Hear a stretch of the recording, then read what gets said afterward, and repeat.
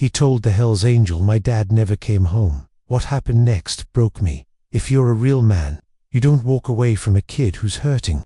That's what the Hell's Angel reminded himself the moment a trembling boy tugged at his leather vest and whispered, "My dad never came home. Can you help me?" Before we begin, subscribe to Bikers Hype, like the video, and share it with your friends. It helps us reach our 1,000 subscribers goal. If you love Hell Angels, prove your love and share this story now. The rain came down in thin silver sheets over the dimly lit parking lot of Miller's Grocery. Neon reflections swirled in the puddles like broken dreams. The automatic doors groaned open, letting out the smell of old oranges, wet cardboard, and cheap coffee. Inside the store, customers rushed around with umbrellas and hoods, trying to escape the storm. Everyone moved with purpose. No one wanted to be there. Except him. A little boy at maybe 9 sat on the cold concrete near the shopping carts, hugging his small backpack. It was blue with a cartoon rocket ship on it, but the zipper was broken and the corners were frayed. His hair stuck to his forehead from the rain, and his shoelaces were untied. He looked like a kid waiting for someone, but his eyes told another story. Empty, red, scared. And every few seconds, he would stand, look toward the road as if expecting a car, then sit again in disappointment. People passed him, people noticed him, but people said nothing. That was until the roar of a Harley shattered the silence. A deep, thunderous rumble rolled through the parking lot like a warning, the kind of sound that made most people step aside and avoid eye contact. A Hell's Angel had arrived. The chrome glistened in the rain, the black leather seat shined like midnight, and the massive rider on top of it looked like he'd been carved from rock. His name was Reaper Cruiser, legend among bikers, a man whose silence could stop a fight faster than a gunshot. Tattoos crawled up both arms, a skull ring gleamed on his finger, and the Hell's Angel's patch on his vest looked like it had survived wars. But beneath all the rough edges, the club whispered about another side of him, a side only few had seen, a heart that still remembered what it felt like to be a lost kid. Reaper parked the Harley and took off his helmet, shaking off the rain. Lightning flashed above, illuminating the boy for a brief second. Reaper froze. Something in that boy's posture, the way he hugged his backpack, the way he stared at nothing hit him in a place he didn't allow many things to reach. He approached slowly, boots splashing through puddles. The boy didn't move, didn't speak, didn't even look up. Reaper crouched down beside him. "Kid," he said, voice deep but gentle, "where's your family?" The boy swallowed hard.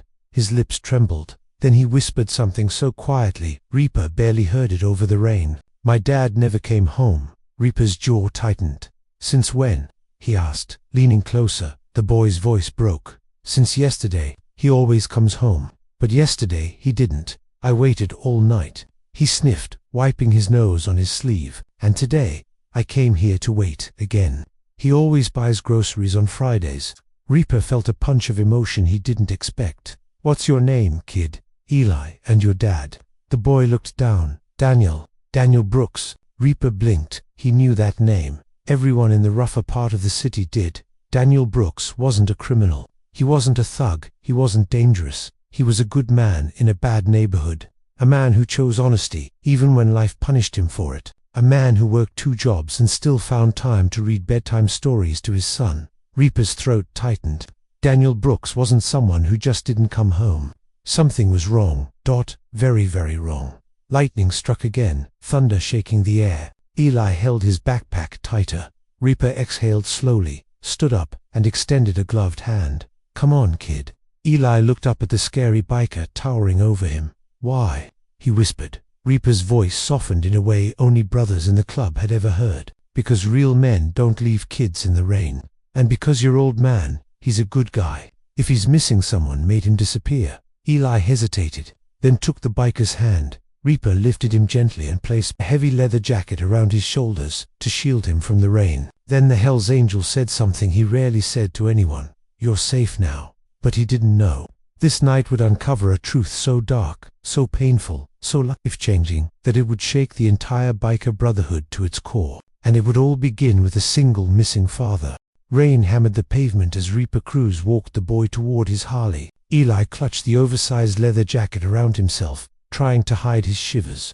Lightning cracked again, turning the whole parking lot white for a heartbeat. Reaper opened a side compartment on the motorcycle and pulled out a spare helmet, scratched and decorated with faded stickers. He held it out. Eli didn't move. "Go on," Reaper said gently. "It's safe." The boy swallowed, then whispered, the fear stuck in his throat. "Are you a bad guy?" Reaper froze. It wasn't the first time someone had asked him that, but it was the first time a little kid, scared, alone, soaked in rain, was looking up at him with such raw uncertainty. Reaper crouched down again. "Eye level." "No," he said quietly, "but I can be, if someone hurts a kid or a good man." Eli hesitated, then slowly took the helmet. Reaper helped him strap it on tight, so it wouldn't shake on the ride. He lifted the boy onto the seat in front of him. Eli's tiny hands grabbed the handlebars as if holding on to life itself. Reaper climbed on behind him. The engine thundered alive. The boy stiffened. "You'll be okay," Reaper said over the rumbling. "I got you." He wrapped an arm around the kid, steady and protective, then pulled out of the parking lot. The boy's story. The rain calmed to a drizzle as they drove through the city. Neon lights from liquor shops and rundown bars flashed across Eli's helmet like ghosts. Reaper spoke over the engine. "Tell me everything." Eli's voice shook. "My dad left for work yesterday. He works nights. He unloads trucks at the shipping yard." Reaper nodded. He knew the place. A rough zone after dark, low pay, high danger. "He said he'd be home by 9, Eli continued. "But when I woke up, he wasn't there." Reaper grimaced. "Your mom?" Eli went silent. Reaper understood. Gone, maybe by choice, maybe by life's cruelty, but gone all the same. "I called his phone," Eli whispered. "It rang once, then it stopped working." Reaper's jaw clenched. Someone didn't want Daniel Brooks to be found. "What did you do then?" Reaper asked. "I waited. I sat on the porch all day, then at night, then today I came to the store, 'cause this is where he always buys food when he comes home."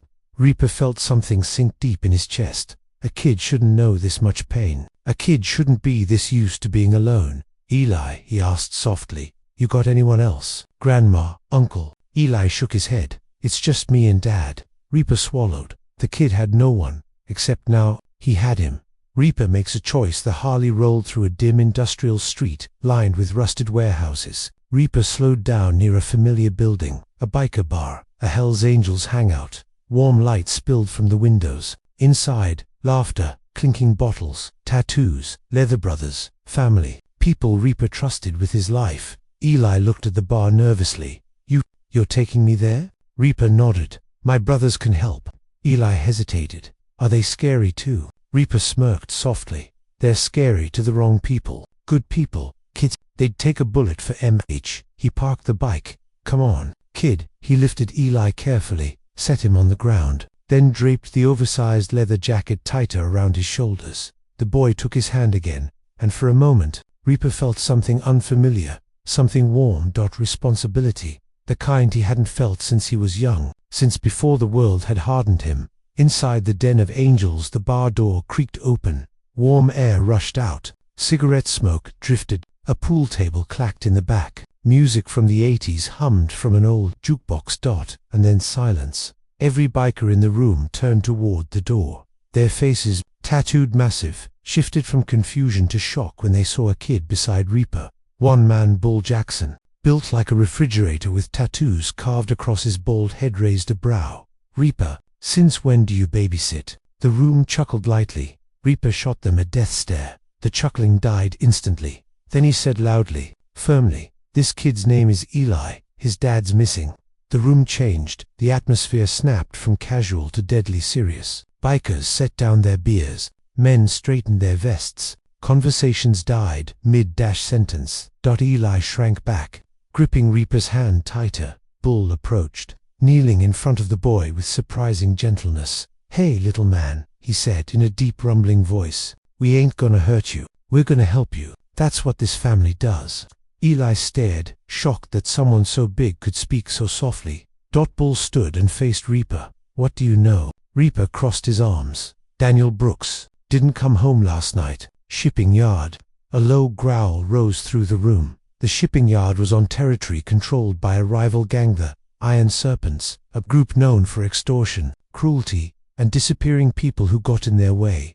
A man like Daniel, honest, hard-working, principled, he would have never paid extortion money. Reaper looked at his brothers. I think the serpents grabbed him. The room erupted in anger. Snarls. The sound of fists hitting tables. Eli jumped at the noise. Reaper knelt and placed a hand on the boy's shoulder. We're gonna find him, I promise. Eli's lips parted. You promise? Reaper looked him dead in the eyes. I don't break promises. The jacket that didn't fit Bull went behind the bar, rummaged through a storage cabinet, then returned holding a small plate of warm fries. Eat, he said. Eli grabbed one immediately, hunger taking over. He hadn't eaten since morning.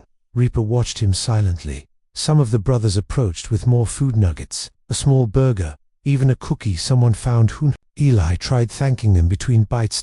And for the first time that night, he smiled, a small smile, shy, tired, but real. Reaper stood back, arms crossed, observing. Something tight in his chest loosened. That's when Bull whispered, "You know what this means, right? Bringing the kid here." Reaper nodded. "I know. This makes him one of us now," Bull said, "until his dad is found." Reaper looked across the bar at Eli, scared, dressed in an oversized Hell's Angels jacket, surrounded by giants who fed him like he was their nephew, and he said quietly, "Yeah, he's one of us." The first lead Reaper looked around at his brothers. "We ride to the shipping yard tonight." Bull nodded. "I'll get the boys ready." Wheels were already turning, plans forming, men preparing. But then Eli tugged Reaper's vest again. "Wait," he whispered. "There's something else." Reaper kneeled down so they were face to face. "What is it, kid?" Eli dug into his little rocket ship backpack. His hands shook as he pulled out a folded piece of paper. Reaper gently opened it. It wasn't paper, it was a note torn from Daniel's work clipboard. Scrawled in rushed handwriting were 4 words, 4 terrifying words. "They took me, R.U." and Reaper froze. His blood turned ice. Bull read it over his shoulder and let out a murderous growl. The whole room went silent. Reaper clenched the note in his fist. Eli's voice trembled. "I found it under our door this morning." Reaper stood slowly. Anger, rage, violent, resolve. All of it carved itself across his face. He turned to the brothers. "We ride now." The room erupted. Engines roared outside. Boots hit the floor. Vests were tightened. Angels were ready. Eli looked up, fear mixing with hope. "Reaper, what are you going to do?" Reaper placed a hand on the boy's shoulder. "We're going to bring your dad home." He didn't say the rest out loud, but every man in that bar felt it. And God have mercy on anyone who stands in our way. The roar of Harley engines ripped through the night, like thunder rolling across the earth point one by one. The Hells Angels of the West District chapter pulled out of the parking lot, chrome shining beneath the streetlights, leather vests fluttering in the cool wind, headlights cutting through the darkness. Reaper Cruz came out last, holding Eli's hand as the boy clutched the oversized jacket around him. Eli watched with wide eyes as the bikers formed 2 long lines, engines rumbling deep and heavy, like an army preparing for war. Reaper knelt beside him. "Listen, kid," he said gently. "You're staying here with Marcy." Marcy stepped forward, a tough woman in her late 40s with braided gray hair and the kind of eyes that saw everything. She ran the bar, and she protected it like a lioness. Eli grabbed Reaper's vest tighter. "No! Don't leave me. Please, don't leave me too." Those words carved into Reaper harder than any blade. He looked away for a moment, jaw tight, breath sharp. He wasn't good with feelings. Never was. But this damn kid, was breaking open pieces of him he'd buried long ago. Reaper placed both hands on Eli's shoulders. "I'm coming back. With your dad. You hear me?" Eli's eyes filled with tears. "You promise?" Reaper nodded once, solid, unwavering. Hell's Angels don't break promises. Eli swallowed and slowly nodded. Marcy wrapped an arm around him. "You'll stay with me, little man. I've raised tougher boys than Reaper," she said with a smirk. Reaper smirked back, shaking his head, then stood and turned toward the rumbling army behind him. Bull revved his engine. "You ready, brother?" Reaper put on his helmet, the visor reflecting the storm clouds overhead. "Let's bring this kid's dad home." Bull grinned. "Damn right." Reaper swung his leg over his Harley and fired up the engine. The sound echoed off the buildings like cannon fire. Eli flinched, but Marcy hugged him tighter. Reaper pointed 2 fingers forward. The chapter moved as one, and the Angels took flight, The road to the shipping yard, the convoy tore through the city's industrial district, metal fences, broken streetlights, warehouses with shattered windows, tracks that groaned under passing freight trains. The rain had stopped, but the streets were slick and smelled of diesel and rust. Reaper led in front, Bull right behind him, and the rest of the brothers following a tight formation. He a red light. Bull rode up beside Reaper. "You think the serpents grab him?" he yelled over the engines. Reaper didn't hesitate.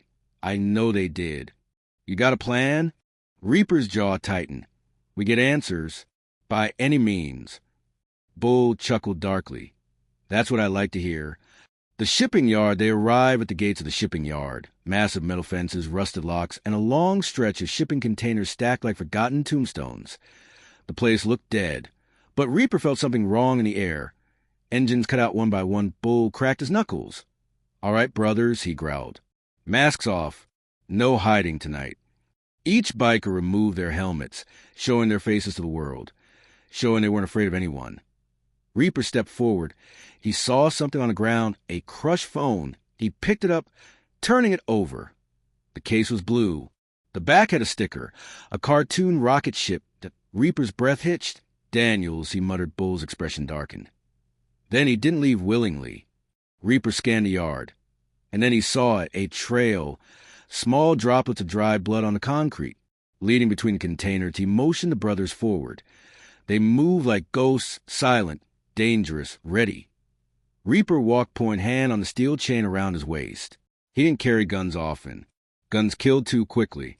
A chain that sent messages. The blood trail continued until it stopped behind a container with graffiti of a green serpent. Bull growled. Those serpent rats were here. Reaper signaled the group to spread out. Bull tried the container door. Locked. Reaper pressed his ear to the steel. Silenced, he stepped back, spinning his chain once. Bull. Bull nodded, stepped forward, and kicked the lock with all the weight of a grizzly bear in human form. The metal groaned, then snapped. The door swung open, darkness. Reaper pulled out a flashlight. Something glinted on the floor, a work badge. He picked it up. That Daniel Brooks shift worker. Dock 7 employee, hashtag 3241. Reaper held it tight. "He was here," he whispered. Bull looked around. "But where is he now?" Reaper closed his eyes, thinking. Then he saw something in the corner of the container. A footprint in the dust. Not Daniel's. Too big. Work boot. Heavy tread. A style only worn by gang enforcers. The iron serpents that Reaper's eyes snapped open. "They took him to their safe house," he said. Bull cursed. "That old motel off Highway 19?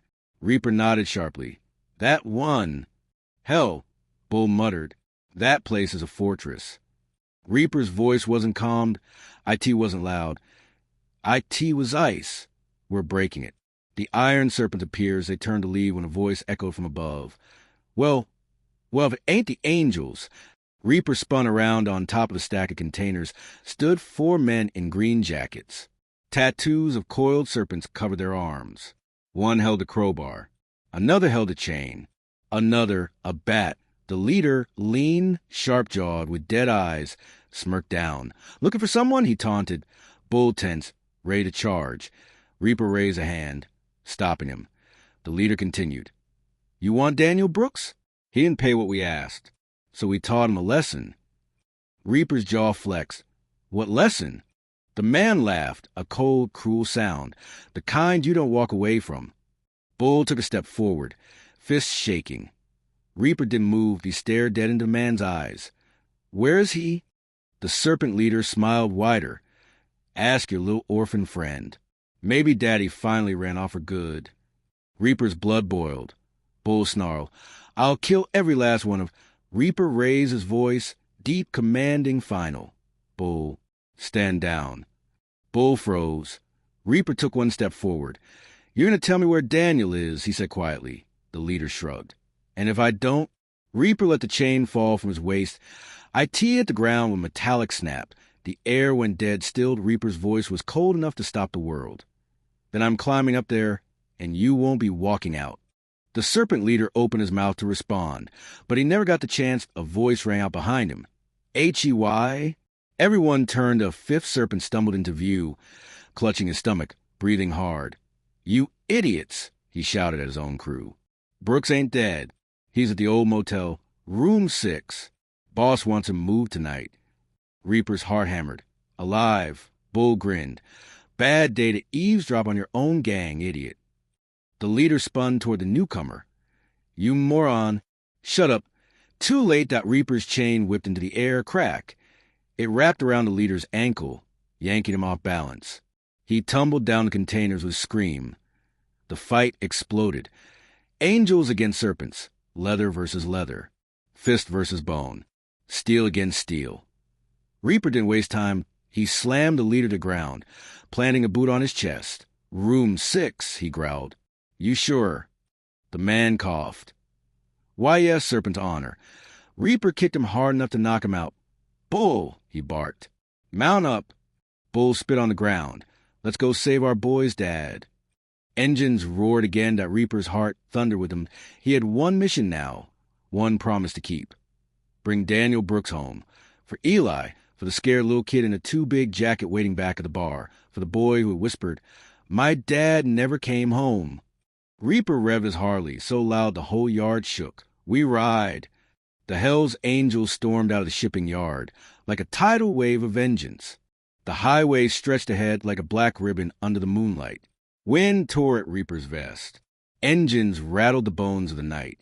But inside Reaper's chest, a storm louder than thunder was raging. Daniel Brooks was alive, hurt, held against his will. And Eli, that little boy who had clung to Reaper's vest like it was the last safe thing in his world. He was waiting. Reaper pushed the throttle harder. The angels rode like ghosts of vengeance. The motel with the flickering sign. A mile ahead, a broken neon sign buzzed. Maple Tree Motel, hourly rates. Nothing about it suggested safety. Everything about it screamed danger. The parking lot was empty except for 3 rusted cars and a pickup with smashed headlights. Curtains on every window were drawn shut. A single street lamp flickered violently, casting long, twitching shadows. Reaper slowed the bike. Eyes up, he said to his brothers. Weapons ready. Bull cracked his knuckles. My fists are ready enough. Reaper smirked. Room 6. Bull nodded and jerked his chin toward the far end of the motel. Corner room. Perfect place to stash a hostage. Reaper cut the engine and stepped off the bike. The others followed, moving in a silent line toward the room. He could feel it. The wrongness. The dread. The quiet that wasn't natural. Reaper lifted his hand. The angels froze. He reached for the door handle. Locked. Of course. Reaper stepped back. Bull whispered, We kicking it? Reaper shook his head. No. Someone might panic inside. Daniel might get hurt. He scanned the windows. Curtains closed. Light inside faint. A shadow moved. Reaper's pulse spiked. Bull, he whispered. Around back. Bull nodded and signal split the team into 2 groups. Reaper stayed front with 3 brothers. They listened. A man's voice. Low. Angry. Then a weak groan. Daniel. Reaper's heart pounded in his ears. He leaned beside the window. On my signal. He tossed 2 fingers in the air. Bull and the back team burst through the bathroom window. At the same moment, Reaper kicked the front door open with every ounce of force in him. The room exploded into chaos. The rescue. A serpent thug holding a metal pipe spun around, stunned by the sudden ambush. Bull crashed into him from the back hallway like a brick wall with legs, sending him flying into a dresser that shattered on impact. 2 more serpents lunged at Reaper. He didn't hesitate. His chain whipped through the air. Crack! It wrapped around one thug's wrist, ripping the pipe out of his hand. Reaper pulled him forward and slammed a knee into his face. The man collapsed instantly. The second serpent swung a knife. Reaper dodged sideways, grabbed the man's arm, twisted sharply, a scream, a snap. The knife clattered to the floor. Reaper elbowed the thug in the jaw and dropped him cold. Bull dragged the last unconscious attacker by the collar and tossed him on the floor like a piece of garbage. That all of them? He asked. Reaper didn't answer because he saw him. Daniel Brooks. Daniel. He was tied to a chair. Hands bruised, face swollen, lips split, shirt torn, one eye nearly shut. But he was breathing. Barely. Reaper dropped to one knee and cut the ropes with a pocket knife. "Daniel," he said firmly, "can you hear me?" Daniel blinked slowly, his head hanging heavy. Then he lifted it just enough to see Reaper. His voice was cracked, dry, almost dust. "Eli, is he safe?" Reaper didn't hesitate. "He's safe. He's waiting for you." A tear rolled down Daniel's cheek. Bull stepped forward, voice unusually gentle. "Easy, brother. We got you." Reaper placed a hand on Daniel's shoulder. "Can you stand?" Daniel tried. His legs buckled. Reaper caught him. "We'll carry him," Bull said. But Daniel shook his head weakly. "And no, I can walk." Reaper admired that. Even beaten, broken, barely conscious, Daniel Brooks had the heart of a lion. He nodded. "All right, lean on me." As they guided him out, Daniel whispered, "I tried to leave a note, for Eli told him to run." Reaper squeezed his shoulder. "He found it. That's why we found you." Daniel smiled through the pain. "Good boy, smart boy." Reaper swallowed hard. That kid deserved the world. Daniel deserved better. And the serpents. They deserved hell. But then, halfway to the motorcycles, Reaper stopped. The brothers halted behind him. Daniel leaned heavily on Reaper, whispering, "W, what is it?" Reaper's eyes had caught something near the motel office. A figure, standing in the dark. Tall, muscular, shaved head, green serpent jacket, arms folded across his chest. Not scared, not running, not hiding, waiting. Bull hissed, "That's Viper Kane." Everyone knew the name. Second in command of the Iron Serpents. A man whose cruelty made men twice his size tremble. A man responsible for more disappearances than the police dared count. Viper stepped forward slowly, smiling like a predator. "Well, well," he said, "you angels made a big mistake coming here." Reaper positioned himself between Daniel and Viper. "No," he said coldly. "You did, when you took a kid's father." Viper chuckled. "That man owed us. Maybe if he didn't have such a pathetic little brat, he could have worked harder." Reaper's blood turned volcanic. Behind him, Daniel whispered, "Reaper, don't." But it was too late. Viper lifted a gun. Reaper pushed Daniel behind Bull. Bull stepped in front, ready to fight. The angels drew weapons, chains, bats, knives, but none had a gun. They avoided guns unless absolutely necessary. Viper cocked the hammer back. "Say good night." But a voice cut through the night. A small voice. Shaking. Crying. Terrified. "Stop." Everyone turned. The angels. The serpents. Daniel. Reaper. Eli stood there. In the rain. Helmet still on. Marcy running behind him. Breathless. He had followed them. He had run down the highway behind their bikes. He was soaked. Tiny. Shaking. But brave. Braver than any man in that moment. Viper smirked. "Well, look who joined the party." Eli pointed a trembling finger at him. "You hurt my dad." His voice cracked. Tears streamed down his face. You're a bad man." Reaper felt the air leave his lungs. Viper laughed cruelly, then lifted the gun toward Eli. Reaper's heart stopped. Everything slowed. The world blurred. The gun rose. Eli froze. Daniel screamed his son's name. Bull lunged. Reaper's boots dug into the wet ground. He only had one thought. Not the kid. Not the kid. He ran. Faster than fear. Faster than pain. Faster than death. As Viper's fingers squeezed the trigger, the shot that froze the world time shattered into slow, painful pieces. The gun flashed. The trigger clicked. The barrel spat fire. Reaper launched himself forward like a missile made of muscle and raged. He didn't think, didn't breathe, didn't feel anything but the need to save that little boy who had whispered, "My dad never came home." Reaper threw his entire weight at Eli, grabbing him midair and twisting his own body so the bullet wouldn't hit the kid. The shot roared across the parking lot. Bang. Reaper grunted, feeling white-hot pain slice across his upper arm. But Eli was untouched. Safe, he held the boy tight to his chest as they skidded across the wet pavement. Bull roared, "Reaper down." But Reaper wasn't down. Not to date. He set Eli gently behind a motorcycle tire. You stay right there, kid. Don't move. Eli cried, Reaper, you're bleeding. Reaper wiped the blood with the back of his hand. It's nothing. I've had worse paper cuts. Eli sniffed and nodded, because he believed him, and that belief gave Reaper strength no bullet could ever take away. The angel versus. The serpent viper Cain snarled and aimed again, but this time he didn't get the chance. Reaper charged him. The parking lot shook from the force of that collision. Two giants, driven by hate and justice, slammed into each other with enough power to break the asphalt beneath their boots. Viper swung the gun wildly.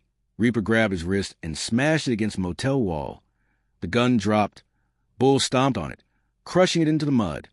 Now it was down to fists. Viper spit blood. You're dead, Angel. Reaper cracked his knuckles. No, you are. Viper lunged. Reaper dodged and delivered a punch, so hard it made the serpent leader stumble back into the light pole. Reaper grabbed his collar and slammed him again. And again, every punch carried the fury of a man who refused to let a child lose the only parent he had. You scared that kid? Reaper punched him. You tied up an innocent man. Another punch. You held a gun to an 8-year-old. Reaper lifted Viper by the jacket, eyes burning like hellfire. You don't get to walk away. Viper spat blood into Reaper's face. You think you're a hero? You're just a thug with a patch. Reaper cut him off with a brutal uppercut that lifted Viper off his feet. The serpent leader hit the ground and didn't get up again. Bull walked over and nudged Viper's shoulder with his boot. Yeah, he's done. Reaper grabbed his chain, wrapped it around Viper's wrists, and tied him to the flickering light pole like the trash he was. Let the cops take him, Reaper said. He's not worth killing. Bull smirked. That's your soft side showing again. Reaper rolled his eyes. Shut up. The reunion Reaper turned around, clutching his bleeding arm. Eli was crying into his knees. Daniel, though half broken, limped forward with Marcy's help. When Eli saw his father, it was like watching the sun rise after a storm that lasted too long. Daddy! Eli ran. Daniel dropped to his knees. Eli collided with his father's chest and held him so tight Reaper felt his own heart twist. Daniel sobbed into his son's hair. It's okay, buddy. I'm here. I'm here. I'm so sorry. Eli cried harder. I thought you left like Mom. Daniel hugged him tighter, his voice cracking. I would never leave you. Never. Not even death could make me leave you. Bull wiped his eyes. Marcy sniffed. Even the toughest angels looked away, pretending something had gotten stuck in their eye. Reaper stood back, letting father and son heal each other. Daniel finally looked up at Reaper. You saved my boy and me. How do I ever thank you? Reaper shook his head. You don't owe us anything. But Eli ran over and hugged Reaper's waist. Not loose, not shy, not scared. He hugged him like family. Reaper, he whispered, you didn't leave me. Reaper rested a big, blood-stained hand on the boy's head. I'll never leave you, kid. The ride home Bull patched Reaper's arm with a torn bandana. Keep pressure on that, he muttered. Eli pointed at the bandana. Does it hurt? A little, Reaper said. Bull scoffed. More like a lot. Reaper shoved him lightly. Stay out of this. Eli grabbed Reaper's hand. You saved my dad. Reaper knelt down again. No, kid. You saved him. You were brave enough to get help. You came all the way out here. You stood in front of a man with a gun. Eli blinked. I wasn't brave. I was scared. Reaper gave a soft smile. That's what bravery is, doing something even when you're scared. Eli hugged him again. Daniel walked over. Reaper, you ever need anything? Anything at all, you come to me. Reaper nodded. You just take care of the kid. We will, Daniel said. Bull clapped Reaper on the back. All right, Angel Squad, let's get home. The motorcycles roared to life again, but this time the ride felt different, lighter, warmer, like the angels had gained something new tonight, that a reminder of why they fought, why they protected the forgotten, why they never hesitated to guard the innocent. And for Reaper, he had gained something he didn't know he still had to the heart. Back at the bar hours later, Eli sat at the counter eating fries and smiling like a kid again. Daniel rested nearby, cleaned up, patched, hydrated, alive. Reaper leaned against the wall, watching them quietly. Marcy nudged him. You did good, Reaper. Reaper shrugged. He's just a kid. Yeah, she said. A kid who looks at you like you're his hero. Reaper looked away. I'm nobody's hero. Marcy smirked. Try telling him that. Reaper glanced at Eli, small, safe, happy. Maybe Marcy was right.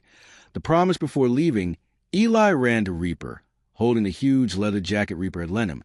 You can have it back, Eli said softly. Reaper shook his head. No. Keep it. Eli's eyes widened. Really? Reaper smiled. It looks better on you. The boy hugged it against his chest. Daniel placed a hand on Reaper's shoulder. Thank you for giving my son his dad back. Reaper nodded once, silent, strong, sincere.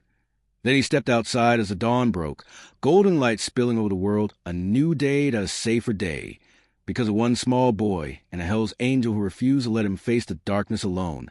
Sparkles if you enjoyed this emotional biker story. Don't forget to subscribe to Bikers Hype, like the video, and share it with your friends. Sparkles if you love the Hell's Angels. Prove your love and help us reach our 1,000 subscribers target. Share the story now. Sparkles, and most important, comment your name below to be featured as a character in the next video. Sparkles, if you want your name to be given to a Hell's Angel character in the next story, comment it now.